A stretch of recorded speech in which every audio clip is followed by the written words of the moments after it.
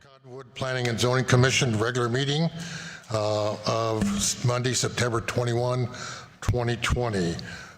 May we have roll call vote, please? Commissioner Hart. Present. Commissioner DeSisto. Here. Commissioner Reichter. Commissioner Maston. Vice Chairman Dowell. Here. Chairman Williams. Aye, here. Thank you. Next item of business is approval of the minutes of the August 17th, 2020 regular meeting. Do I have any additions, corrections, or deletions? If not, I'll make a motion we accept those minutes as written. Do I have a second? I'll second it, sir. Second. All in favor? Aye. Aye. Approved. All right. Next item is the informational reports and updates. Mr. Director, you have anything for us? Thank you, Mr. Chairman, Commission. I've got quite a few items tonight. First one, the Historic Preservation Commission has applied for the SHPO grant to help do some design guideline updates to our design guidelines for historic areas. We're not high on the list for that grant as we've gotten it 2 years in a row, a couple of years ago, but there's hope for it, so we'll see. We should know pretty soon in the next couple of weeks if we're going to get that. Harbor Freight is moving into where the old Sears and Galena Jewelers were on 89A. They've submitted for some modifications on building permits. Nothing that needs to come to the commission though. So their changes aren't going to be enough that it's going to be a noticeable difference. So there's no need to bring them here. With that, Galena Jewelers is moving across the street to where the Cowboy Shop was, where it used to be years ago McDonald's. And then the Cowboy Shop is moving back to the Safeway Shopping Center. So a little bit of shifting on all those businesses there. Belfry Brewery, right next door to us, is planning on opening hopefully in the next couple of weeks. They're trying to finalize some stuff that we have for them, interior and lighting and that sort of fun stuff. So hopefully they'll be opened up in the next couple of weeks. Merkin Vineyards up here on the hill has begun their grading and terracing for the vineyards, and the rest of the project's moving forward. It's a pretty steady pace.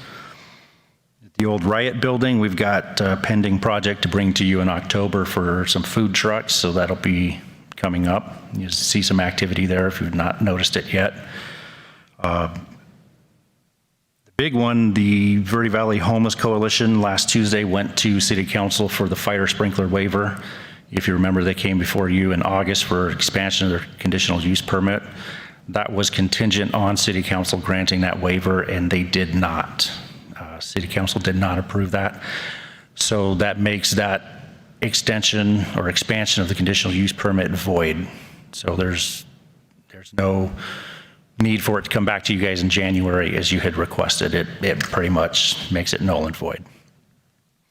Yavapai Street down here towards the end of Old Town, adjacent to the newly constructed lofts in Old Town, is going to be converted to a one-way street. Direction will be eastbound, so from Main Street towards the east will be one way. Circle K is making fast progress. If you've been by Mingus and Main, you'll see that they've gone vertical, did all their grading, put the tanks in the ground. They're moving pretty quick. They're hoping for a possible opening in January sometime. That's what they're shooting for, so we'll see. And then the last reminder is I'd like to remind all the commissioners to please check your city email accounts occasionally if you need any help on doing that. If you don't remember how, if you've never set one up, let us know. We do have members of the public who have access to those emails because they are public emails, and they do sometimes would like to email the commissioners individually.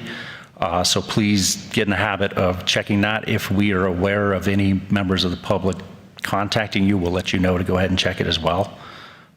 If you have any questions or concerns, give us a call, come by the office, or email us, and we'll get you set up. And I believe that's all I have. Good. Very busy. Yes. Yes. Good progress. Yes. That's really good. I noticed they were working on the old Western store. It looked like they were getting it ready for something else. Yeah, I would like to mention on that too. They took down that awning, or whatever you call it, out in the front, and that does change up the building a little bit, but not anything that requires it to come in front of the commission. It was just a removal of that and then repaint, so they didn't do any exterior changes that would warrant design review. Any other news on any other projects coming along? They're sort of in the pipeline, or? They're all just plugging away. Just plugging away, Yep. nothing really new. Okay. Nothing extraordinary right now, but we'll be sure to report when we get them. All right, we are getting, this is good. We're starting to see some activity, which has been real slow here for the last 9 months, really. So that's great. Okay, on to call to the public. This is the time if you would like to address the commission on any item not on the agenda. You can come forward and address us. If you do, I'd like to have a slip with your name and so forth on it.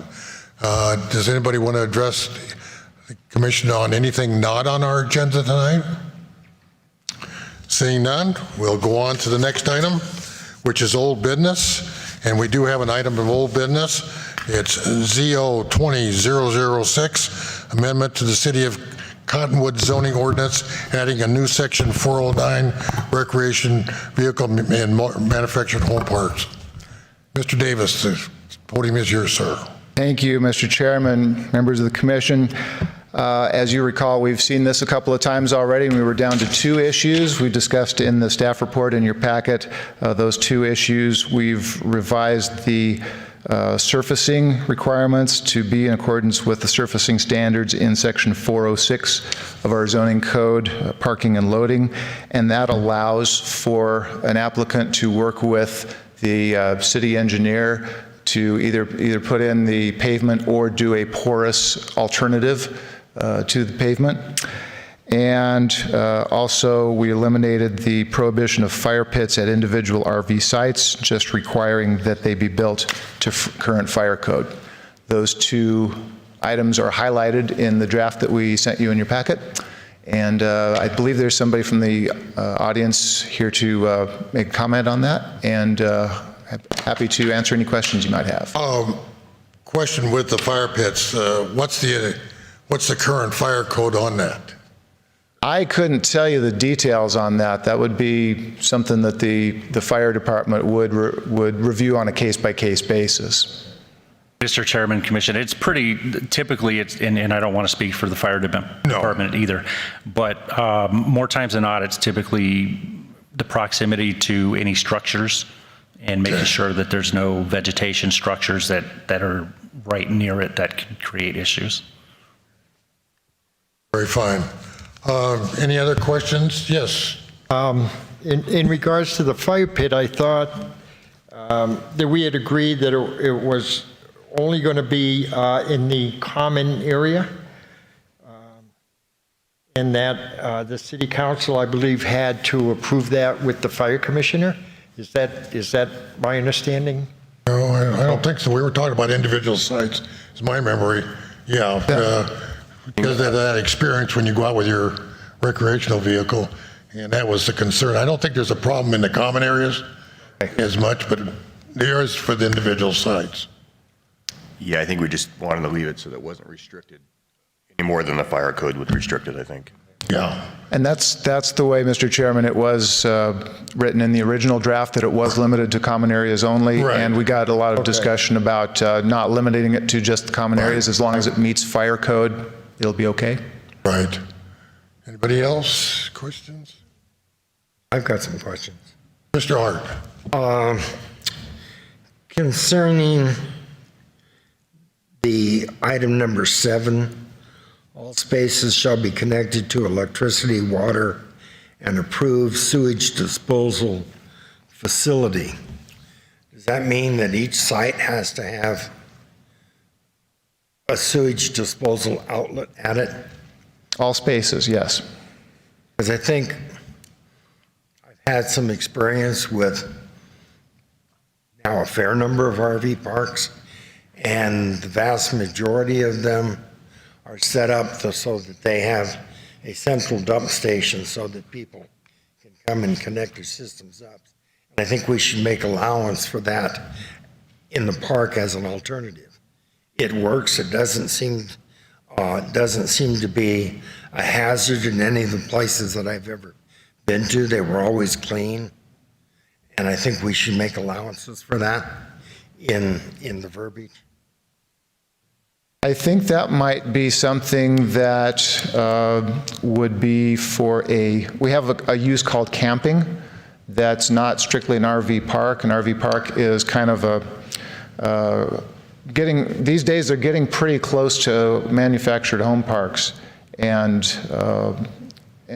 sometimes there's longer term stays. I think the limit we've got on it right now as a default is 6 months, but it could be more than that.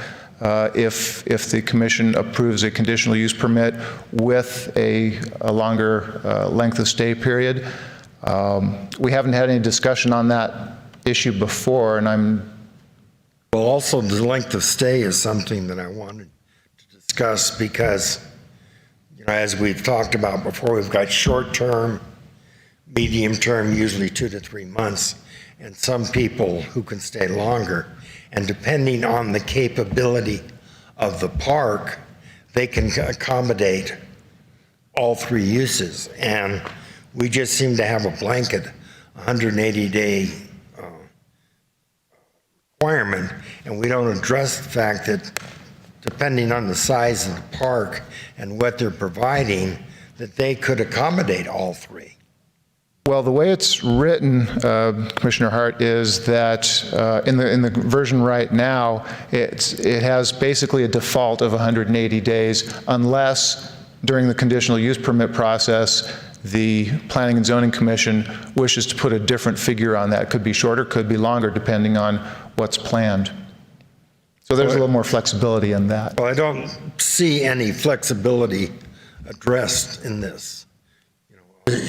Like giving the applicant the option of applying for wider usage. Or they could come back to us if they want to go longer. They could come in for another conditional use permit under that statute. We could consider that if we thought it was appropriate for that particular park. Well, it just seems like it's we ought to be acknowledging right from the beginning. It's addressed in C1. It says the Planning and Zoning Commission may waive or amend the maximum length of stay as part of the required conditional use permit. So it says that it can be amended. Yeah, we've got some flexibility, and Stashed it away. could change. Any other comments on that, on the sewage thing? Commissioner Disco? Any Vice Chairman? What's? No, I think if every site has a sewage disposal outlet, I think that pretty much covers. I don't think you need an extra one. Well, no, or Not in an lieu extra, of. I think what an alternate.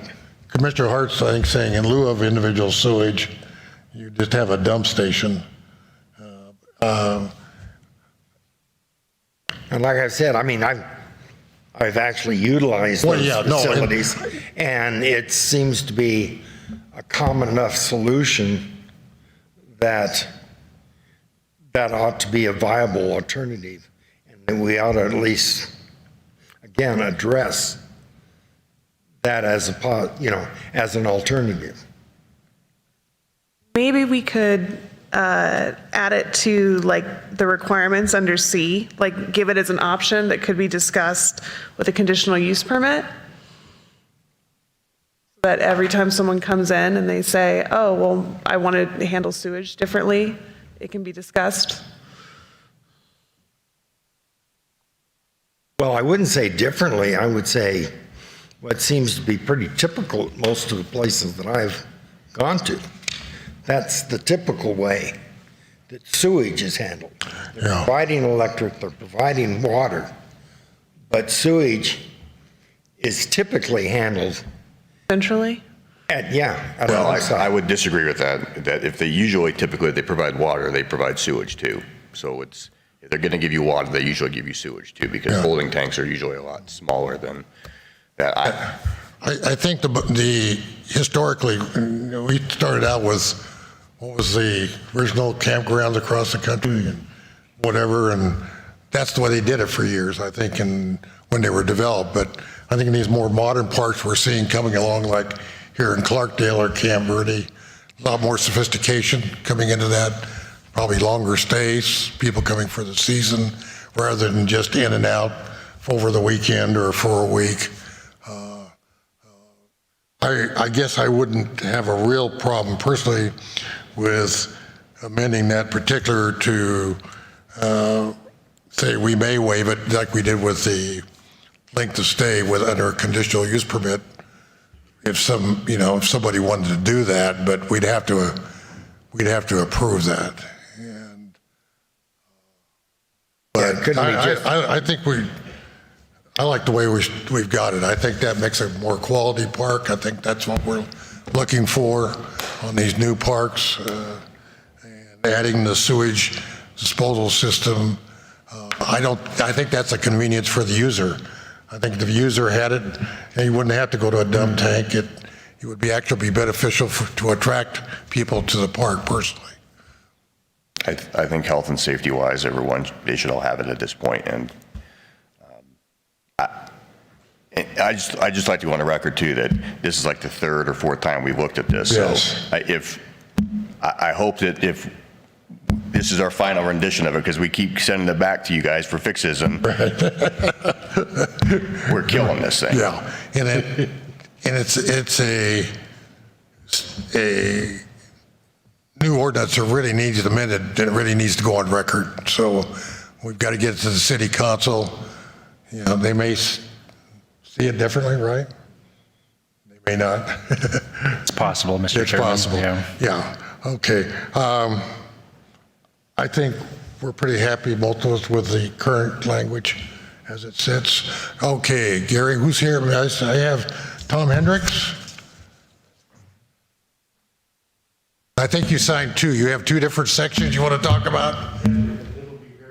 That's fine, sir. Come to the podium and give us your name, please, sir, for the record. My name is Thomas Hendricks. I'm the area manager for Sedona View and a prospective another park owned by Happy Jack LLC. You want to take your mask down while you're talking? You can do that. You're allowed to. Yeah, there you go. It's been a long time since I addressed the zoning commission, about 20 years ago. Yeah.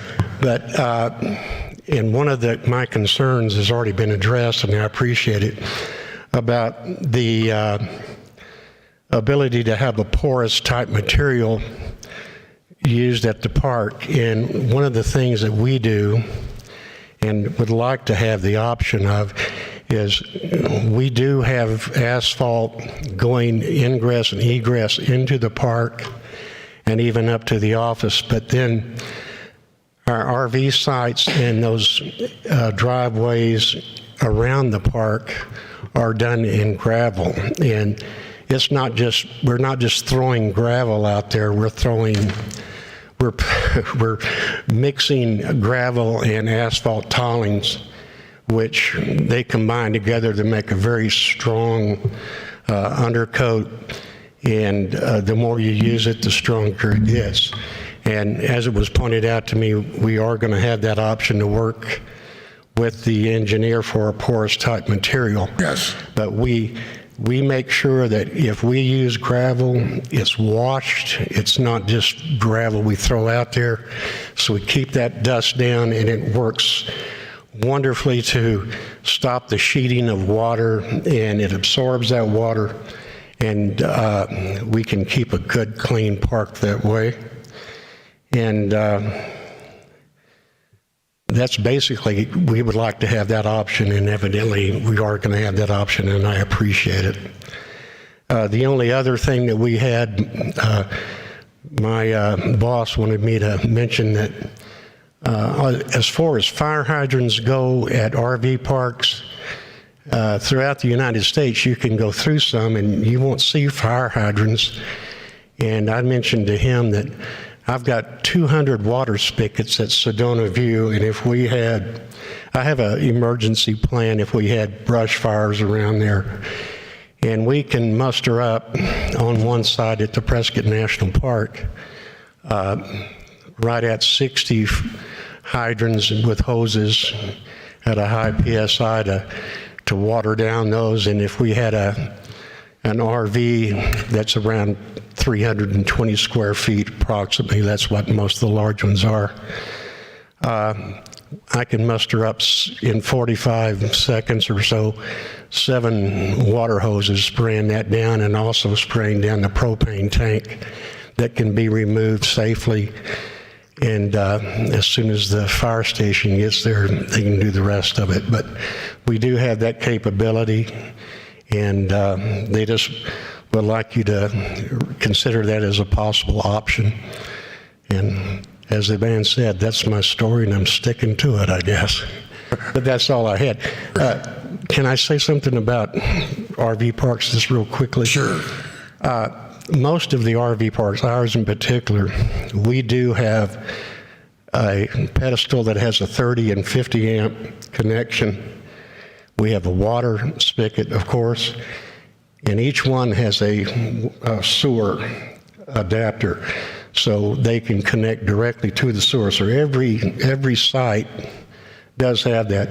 I think the only case that you would see where they didn't have sewage disposal would be as a dry camp, where they go out someplace and they're on their own and they use their generators, and then they find a dump station.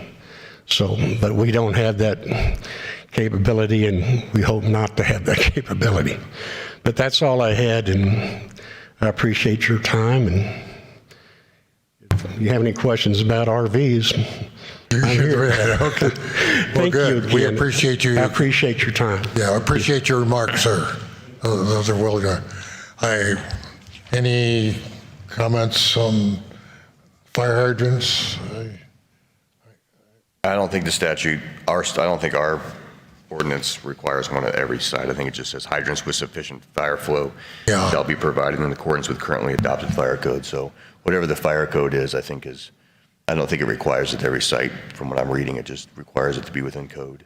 Yeah, there will be some, so fire department comes, they've got hydrants to hook on to, rather than just bringing a truck with water on a water truck with them, so. Yeah, Mr. Chairman, Commission, the way it's written is it does refer, like you said, to the fire code. So if the fire code, depending on the site, whatever it may be, our fire department will look at that on a case-by-case basis to see which ones require it.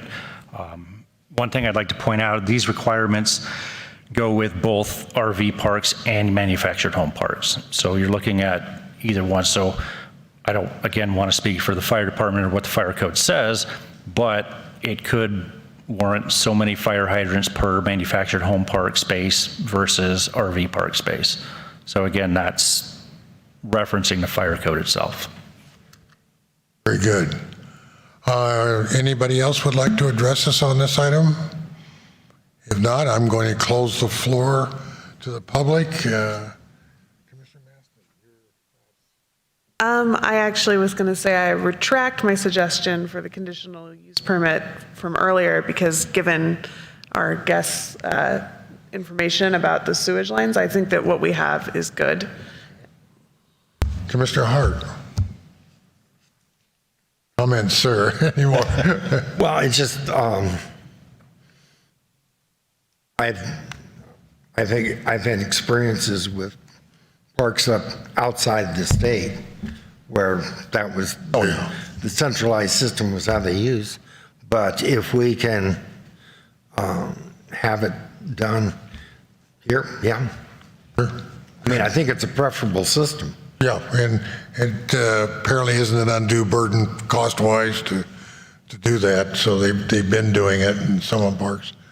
Commissioner DeSisco. Nothing here. Vice Chairman, any comments? I like the way it reads. Reads. Okay. Mr. Vice Chairman, I'll entertain a motion, please, sir.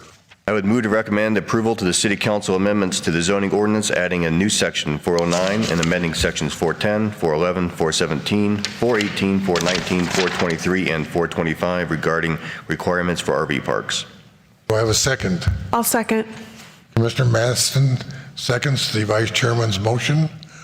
Roll call vote, please, Kelly. Commissioner Hart, Aye. Commissioner DeSisto, Aye.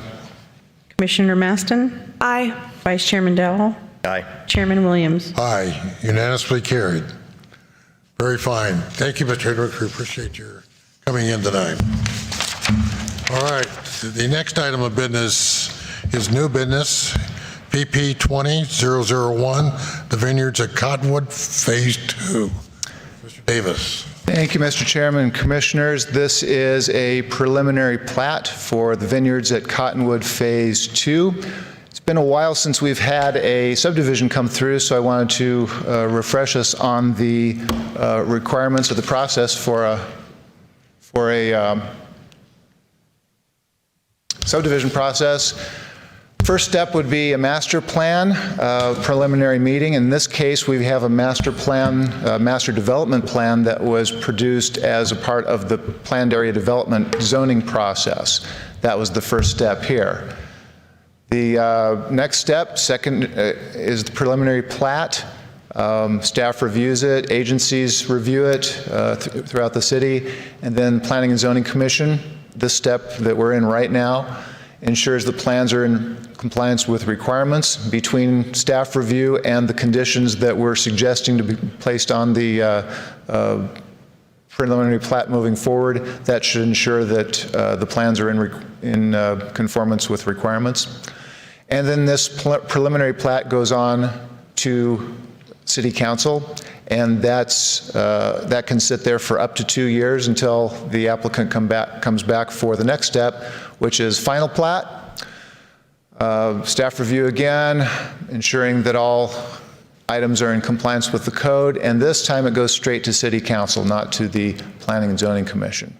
And then after it's approved by the City Council and signed by the mayor and the city engineer, then it's recorded, and you can subdivide and convey property from it.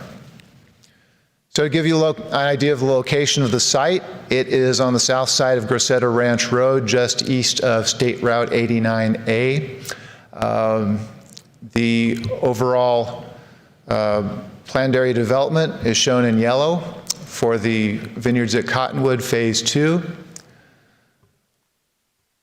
And Grosseto Ranch Road, that doesn't go through now. That is a condition of the planned area development. As the original planned area development agreement stated, it was supposed to have been done by the end of last June. That didn't happen, and we are working with the applicant to revise the development agreement to extend that in a reasonable way. So, but in the meantime, we've agreed to go ahead and process the 21 lot preliminary plat for Phase 2 here. So the road at this point is not an issue. We're in the process of putting together a new development agreement with the developer. So this is the original master development plan or master phase plan from the planned area development process. Phase 1 is the little loop street that's in place right now, and that is largely built out. There's still several vacant lots or homes under construction, but that's in process. Phase 2 was initially supposed to go both north and south of Phase 1, but the Phase 2 that's being brought before us tonight is very close to that, and that's shown in blue right here on the south side of Grosseto where it intersects with Anna's Avenue. So this is the preliminary plat that's being presented right now, 21 lots on a little over 4 acres. And that's the area that's shown in blue. And the proposal calls for some areas that are tracts that will be set aside exclusively for landscaping at the entrance where Annis Avenue comes south of Grosseto Ranch Road. And along the south boundary of the subdivision, there is currently a communication easement, and we are asking for that to be dedicated as a trail easement as well. The planned area development process yielded a plan for trails in the area. That's shown here. All those yellow lines are supposed to be trails within the vineyards area. And this subdivision is located right there in the blue. So one of those trails goes right along the the south side of that, of this subdivision plat. And so we're requiring that that trail be improved along with this particular phase of the subdivision, and that's one of our proposed stipulations. So the proposed stipulations will require acceptable assurances. That's standard, that improvements will be completed as indicated. Developer adheres to all code review board comments from June 19th, 2020. Final plat needs to include all required information found in Article 4 of the city's subdivision ordinance covering final plats. Any comments generated from review of future submittals, including the final plat, have to be adhered to prior to approval and recording of the final plat, the next stage. All roads, street heights, widths, cul-de-sac, hammerhead turnarounds need to meet the 2018 International Fire Code for the ability to turn around fire equipment. Corner lots, this is a provision of our subdivision ordinance. Corner lots need to be at least 10% wider than typical interior lots because setback requirements are larger on an exterior side on a corner lot than they are on interior sides. So we want to make sure that those lots are 10% wider. And if Grosseto Ranch Road isn't under construction at the time of Phase 2 construction, then we're requiring that at the very least, the intersection of Anna's Avenue and Grosseto Ranch Road shall be constructed in its entirety along with the Phase 2. And number 8, as I mentioned before, dedicating the trail easement located per Appendix Q of the Master Development Plan, and construct that trail west to the 89A Grosseto Ranch roundabout and east connecting to trails to the east. And here are some pictures. This is looking south on Anna's Avenue at the intersection with Grosseto Ranch Road. This would be looking directly into the entrance to this phase of the subdivision. This is looking the opposite direction, looking from this new subdivision directly north to the new houses in Phase 1 and Anna's Avenue, going away from the picture there towards the On the Greens development. And this is a view looking east through what would be this phase. This would be roughly equivalent to what's shown as Sangria Drive on the plat. So it's pretty open, pretty flat in that particular 4.2 acres of the subdivision area. That concludes our staff report on the proposed Phase 2. Happy to answer any questions you might have. We do have the applicant here to answer any questions as well. Questions? Mr. Hart, do you have any question? Commissioner Sisto? No. No. No, sir. Vice Chairman? The applicant's engineer is here. I'm not, if he needs to address us, that would. If you would like, absolutely. Yes.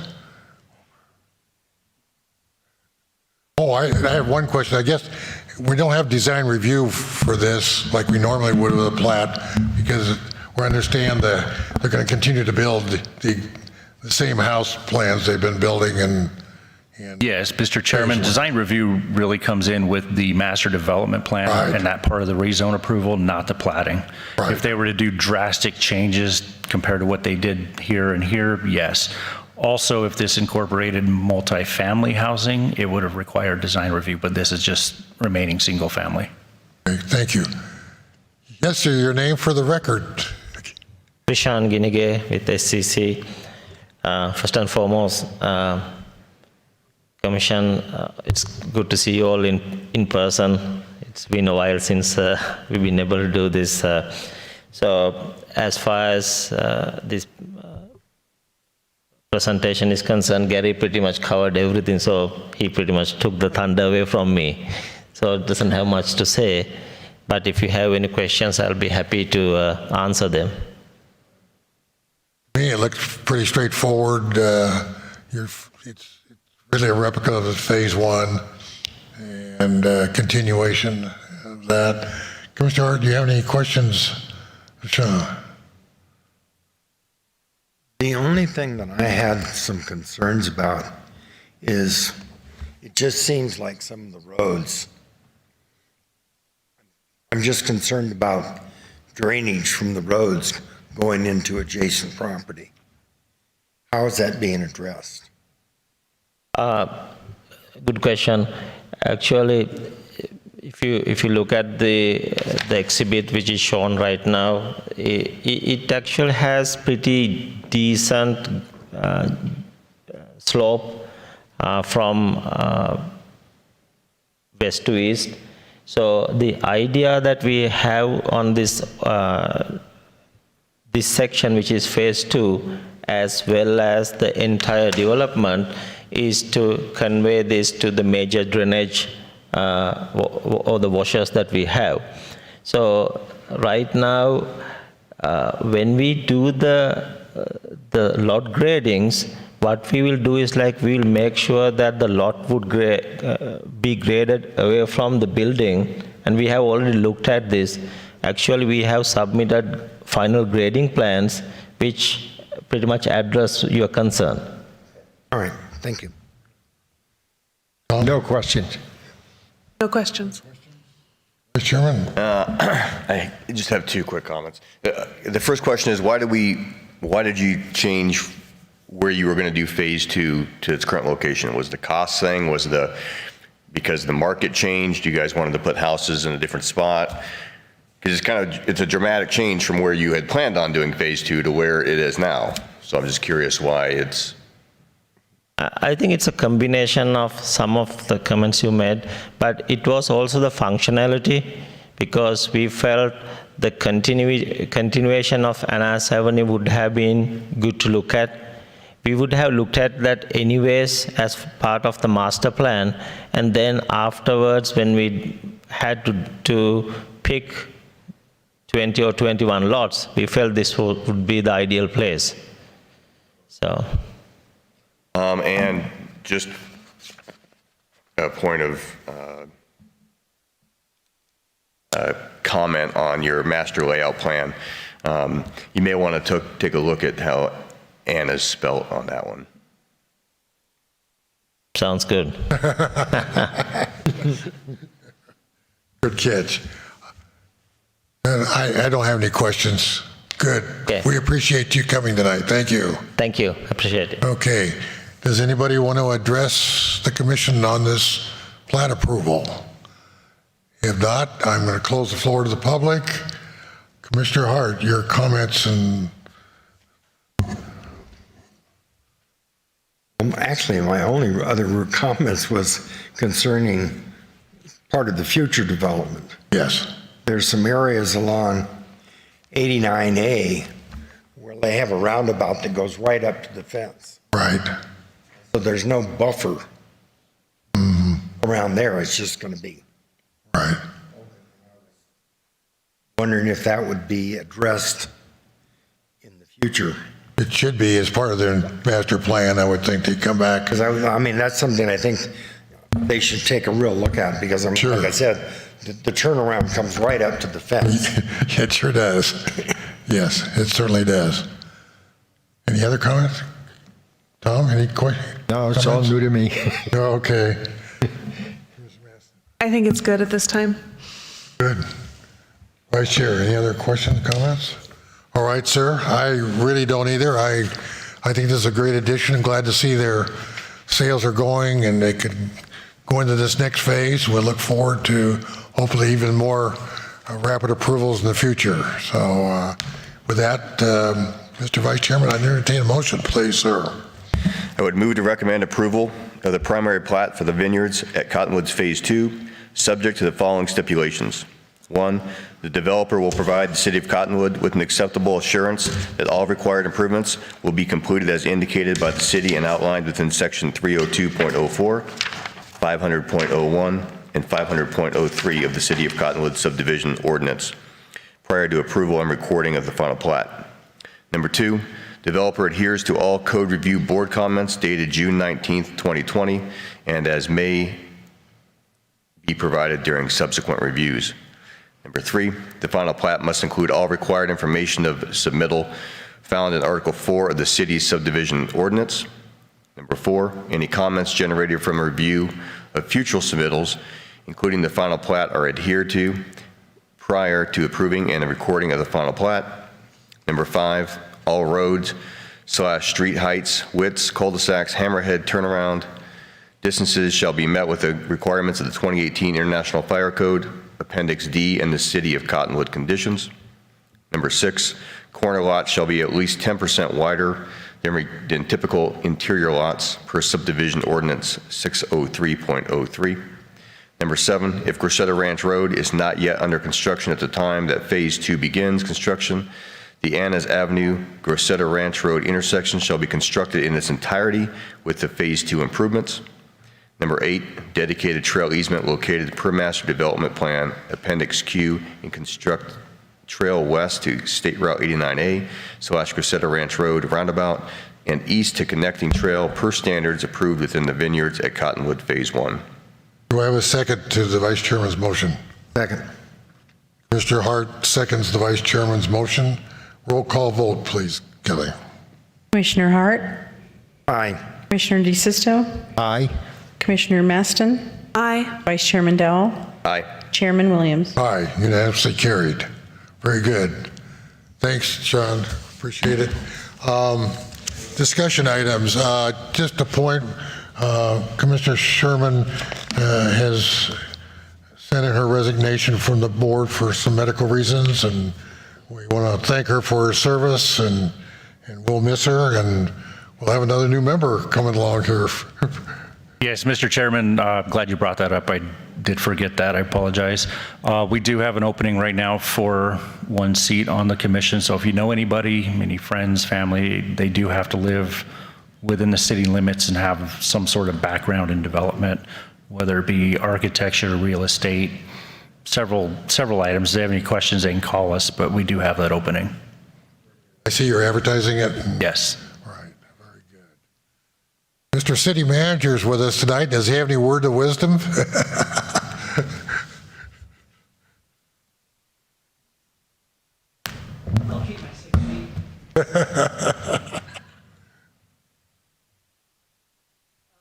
No, I just want to echo what I think Scott gave you a long list of developments that are coming to fruition and along the lines. Since you gave me the floor, I will say thank you to the vineyards here working with us. There's a lot of work that went behind the scenes. So thank you, staff. Thank you, KJ, for helping us get this through. We have a housing shortage in Cottonwood. I hope I'm not surprising anybody by saying those statements out loud. And anything we can do to help move that along and create not just workforce housing, but housing in general is a good thing. So I'm glad that we were able to get to this place. And we are dealing with several other developers right now that we hope to bring back to this board in the near future. But thank you guys for your work. We'll get that seat filled, and I think there's going to be a lot to do in the upcoming future. Very good. We thank you very much. That's great. Yeah, they've got a good product there, and size-wise, and I think price-wise, that helps. And we definitely need to see a lot more of this going on with multifamily, patio homes, and single-family to overcome our problems here. So. Or build a lot of tiny homes, right? All right. Any suggested future topics? I guess you pretty well covered it, Scott, I think, for right now. Okay. Any other comments before we return? I just have a general question. Sure. In regards to housing, the housing shortage, which we're probably all aware of, are there any plans for apartment buildings in Cottonwood? Yeah, there's a large project across the street from the hospital that's been pending. We've approved that quite a while ago, and it's been on hold for various reasons. That's got to be dead, man. Yes, Mr. Chairman, Commission, that is coming online. Again, we've got some developers that have been interested reaching out to staff to get that restarted. So it is Going to be very good chance that it'll be coming up. We've got some very preliminary, I don't want to get into details, very preliminary talk about potential multifamily housing in different locations in the city, but it is extremely preliminary right now. Can I ask a question about the one that's affiliated with the Catholic Church? It was going to be a combination of retired priest and other. and all- The Heartland project up at the church, that one's still not moving very quick. We did get a submittal from them last week on a lot line adjustment that's required, so there's a little bit of action on it, but it's still early in the stages on them moving forward. But it's still proceeding. As of now, it's hasn't still fallen on, through. it's just going slow. Okay, so the original developer that we approved, that we're going to have to go back through that process again, it sounds like, with a new No, developer? that one still has their approval, so unless they make any drastic changes, they can Okay, move forward. so they yeah. could adopt that plan? Yep. Okay, good, great. That speed things up, right? Thank you, sir. We appreciate it. With that, I adjourn this meeting. Onward and upward. Thank you. Very good.